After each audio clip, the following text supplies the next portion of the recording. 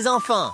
Aujourd'hui, avec Léo et Nunuche, nous allons apprendre la ponctuation. Mais attention, Nunuche a décidé de s'amuser. Maître Lama, à quoi ça sert tous ces petits signes à la fin des phrases? Facile!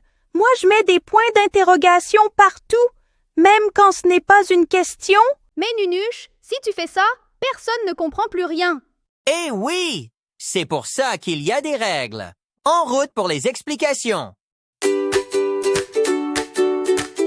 C'est parti! Vous savez sûrement, les enfants, qu'une phrase commence par une majuscule et se termine par un point. Comme dans la phrase « Nunuche mange un gâteau ». Voici la majuscule et voici le point. Mais les points peuvent être différents.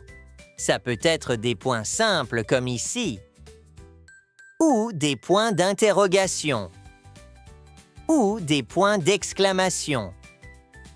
Tous ces points ne peuvent pas se mettre partout. Quand tu mets un point à la fin d'une phrase, c'est que tu donnes une information. Donc, quand tu dis « Nunuche aime le chocolat », tu donnes une information sur Nunuche.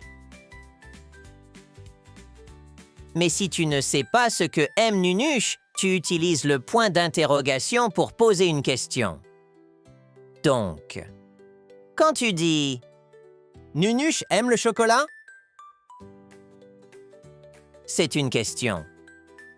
Et tu entends sûrement l'intonation de ma voix qui a changé. Moi, est-ce que j'aime le chocolat? Oui, beaucoup!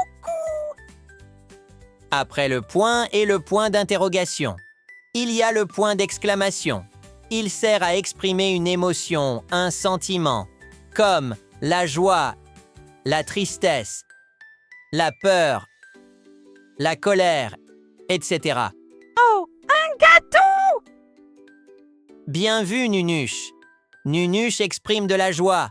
Donc si j'écris sa phrase « Oh, un gâteau! » je mets un point d'exclamation. Mais sur le papier, on n'entend pas l'intonation de notre voix. C'est pour ça que la ponctuation existe.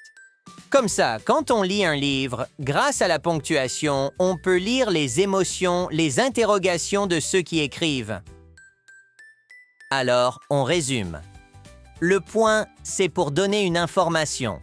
Exemple, Léo mange une pomme. Le point d'interrogation, c'est pour poser une question. Exemple, est-ce que Léo mange une pomme?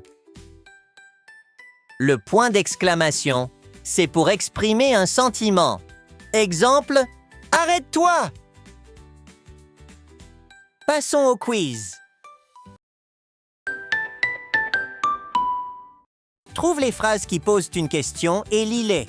Fais bien attention de monter le ton à la fin de la phrase.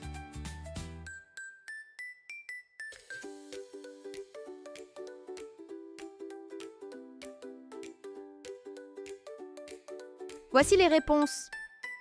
Pour trouver la phrase qui pose une question, on cherche le point d'interrogation.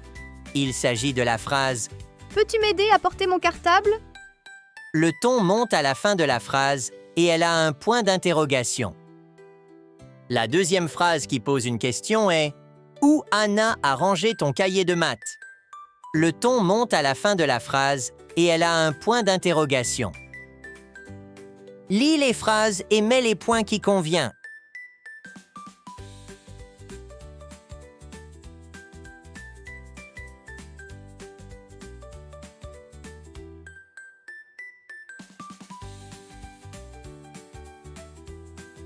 Voici les réponses. La première phrase se lit « Je dessine une maison ».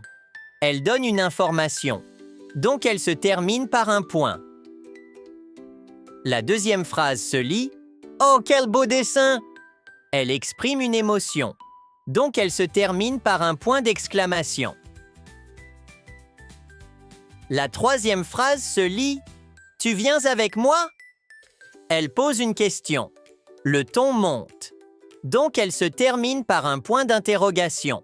Mais si j'avais lu « Tu viens avec moi », le ton baisse. Elle donne une information. J'aurais dû mettre un point. La quatrième phrase se lit « Maël et Dany jouent dans la cour ». Elle donne une information, donc elle se termine par un point.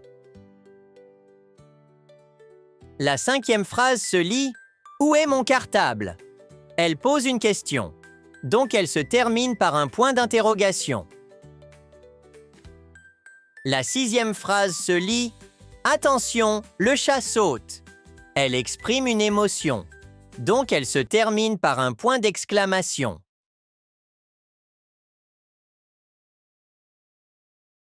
Super les enfants! Nous avons appris à mettre la bonne ponctuation à la fin des phrases. Observe le schéma de la leçon. Il y a 3 types de points. Le point d'interrogation et le point d'exclamation. Merci, Maître Lama. Avec ce schéma, je ne risque plus de me mélanger les pinceaux. Je vais télécharger des exercices sur notre site pour m'entraîner. Et moi, je vais aller chercher du chocolat. Et n'oublie pas, abonne-toi! Au revoir les amis!